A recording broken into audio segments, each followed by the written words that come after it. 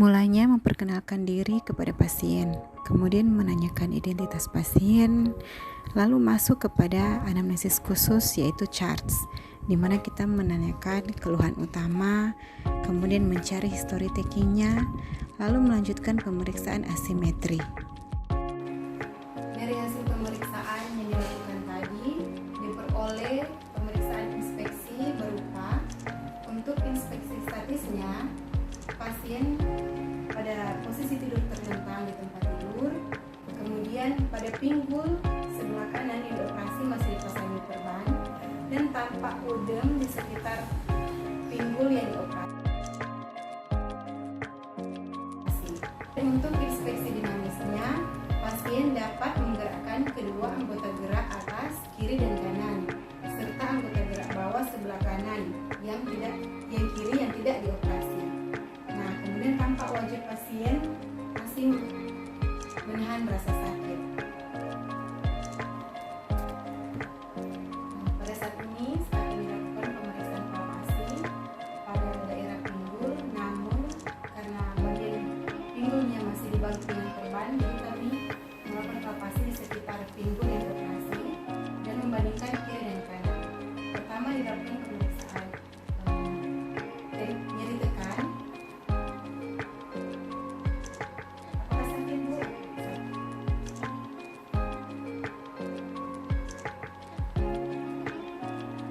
Lakukan pemeriksaan suhu, dibandingkan juga kiri dan kanan.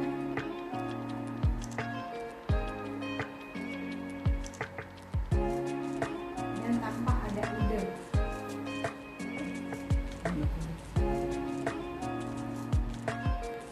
Ibu, kalau dari tidur begini ke duduk sudah bisa kan? Bisa, sudah bisa. Terus dari duduk kemudian berdiri juga bisa, sudah bisa. Oke, baik Ibu. Jadi sekarang boleh angkat tangannya ke atas begini. Ya, kalau sudah rasa nyeri bilang ya. Oh, kembali. Kemudian coba saya angkat. Bilang kalau sudah sampai sini. Sekarang boleh Ibu angkat dan lawan tangan saya.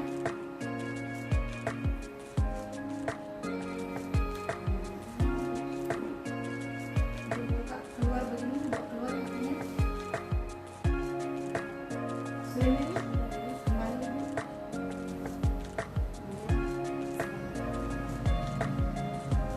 Dari mana Ibu sakit? Sekarang boleh kaki saya.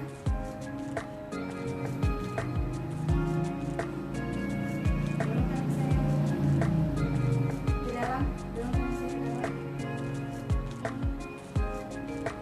Sekarang saya tunjukkan tekuk lututnya. Bilang kalau sakit.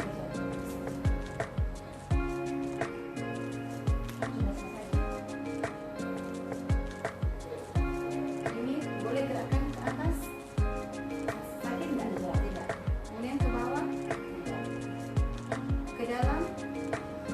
Keluar. Sakit, Bu?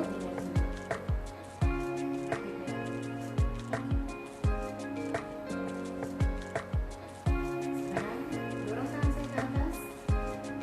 Balas. Sekarang dorong tangan saya keluar. Ke dalam.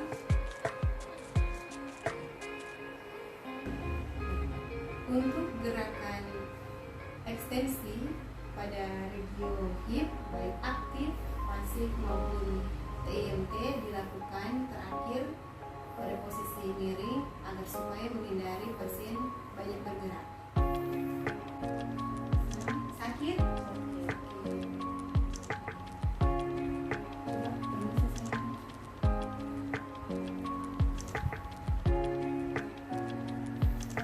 Bilang kalau sakit, Bu. Ya, sakit. Sekarang dorong tangan saya, Bu, belakang. Sakit. Dari hasil pemeriksaan, mulai dari chief of complaint, history taking, dan asimetri, kemudian diperoleh hasil pada restriktif berupa pertama limitasi range of motion motion, di mana adanya keterbatasan pada semua gerakan di hip dextranya. Kemudian adanya limitasi ADL berupa limitasi berjalan maupun ibu berdoa, karena dalam hal ini ibu beragama Muslim dan juga melakukan aktivitas ke toilet. Dan ketiga, adanya limitasi pekerjaan, yaitu ibu belum bisa untuk bekerja di rumahnya. Dan keempat, adanya limitasi rekreasi, di mana ibu belum bisa menanam rumah. Tisu impairment-nya, pertama untuk muskulotendinogen, adanya tenderness pada otot tensor fascia lata. Kedua, pada osteoarthrogenia ada post total hip arthroplasty. Ketiga, untuk neurogen tidak ada. Dan keempat, psikogenik, adanya kecemasan. Saat ini akan dilakukan pemeriksaan spesifik, dan untuk yang pertama adalah pemeriksaan nyeri. Nah, pemeriksaan nyeri kali ini saya menggunakan alatnya namanya VAS, yaitu visual alarm scale. Nah, kan tadi waktu saya tekan di bagian lukanya, nyerinya besarnya gimana ibu? Boleh ditunjukkan? Di sini ya. Nah, terus pada waktu digerakkan bu, gimana?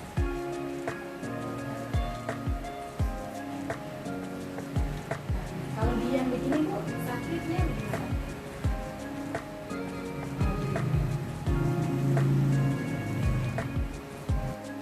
Pemeriksaan kekuatan otot, yaitu MMT. Pas.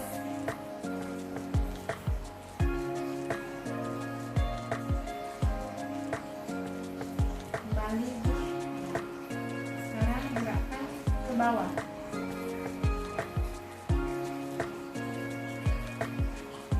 Ya. Ya. Bu, sekarang boleh gerakkan tangannya ke belakang. Ada begitu bu?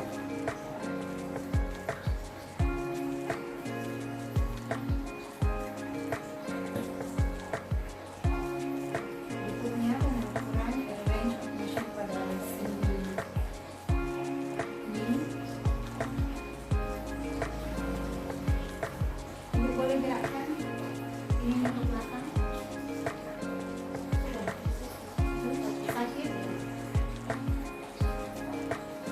Dari seluruh pemeriksaan yang dilakukan dari awal diperoleh diagnosa fisioterapi berupa gangguan aktivitas fungsional pada hip dextra berupa limitasi range of motion, limitasi pekerjaan, limitasi activity of living berupa berjalan, toileting, berdoa, serta limitasi hobi et causa total hip arthroplasty sejak seminggu yang lalu. Dari diagnosa tersebut diperoleh problem fisioterapi. Pertama, problem primer, yaitu nyeri pada musculus tensor fascia lata. Dan kedua, problem sekunder berupa limitasi range of motion hip dextra, tenderness pada musculus tensor fascia lata, dan kecemasan. Dan terakhir, problem kompleks berupa gangguan berjalan, berdoa, toileting, pekerjaan, dan hobi. Dari problem tersebut diperoleh tujuan fisioterapi berupa tujuan jangka pendek untuk mengatasi nyeri pada tensor fascia lata, meningkatkan ROM, dan menurunkan kecemasan. Sedangkan untuk tujuan jangka panjangnya yaitu untuk mengembalikan ADL berupa berjalan, berdoa, toileting, pekerjaan, dan limitasi. Intervensi pertama yang diberikan yaitu infrared ray sebagai preliminary exercise. IR diberikan kurang lebih 7-10 menit. Selanjutnya diberikan elektroterapi untuk menangani problem fisioterapi berupa nyeri.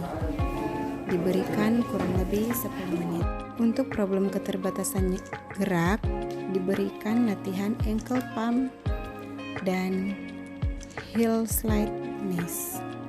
Ankle pump dilakukan secara aktif sesuai dengan instruksi dari fisioterapis baik ke arah plantar, dorsi, eversi, inversi, dan rotasi. Begitu pula dengan heel slide knees, di mana fisioterapi menginstruksikan kemudian menyuruh pasien melakukannya sendiri.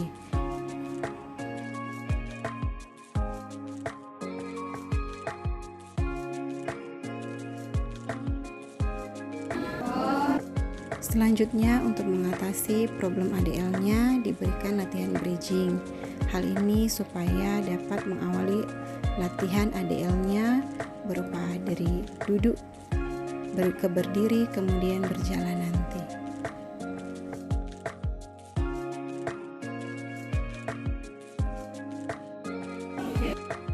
Selanjutnya diberikan latihan to touch, di mana diinstruksikan kepada pasien untuk menyentuh tangan terapis dengan ujung jari kakinya, baik ke arah kiri, kanan sesuai dengan tinggi tangan dari fisioterapi tersebut. Selanjutnya, apabila pasien sudah mampu, dapat diberikan latihan weight bearing.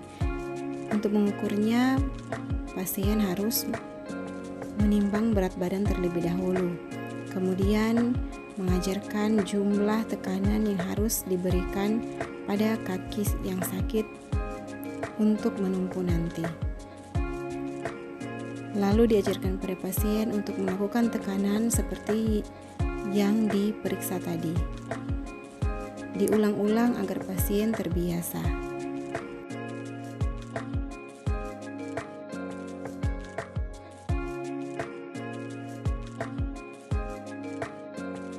Selanjutnya diajarkan latihan untuk melangkah, baik ke depan, kemudian kembali lagi. Diajarkan berulang-ulang agar pasien terbiasa. Setelah pasien mampu, dia dapat berdiri menggunakan satu krek. Kemudian mulai latihan heel rise. Nah, latihan ini dilakukan dengan pengawasan dari fisioterapi agar pasien tidak mudah jatuh.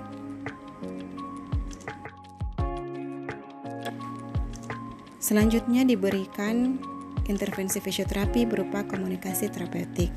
Dalam hal ini, fisioterapis memberikan dorongan kepada pasien agar supaya dapat menjalani hari-hari ke depannya dengan bersemangat tanpa merasa kecewa dengan keadaan yang dialami.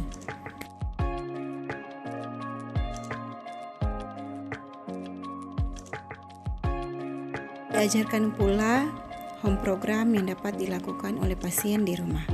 Demikian dan terima kasih.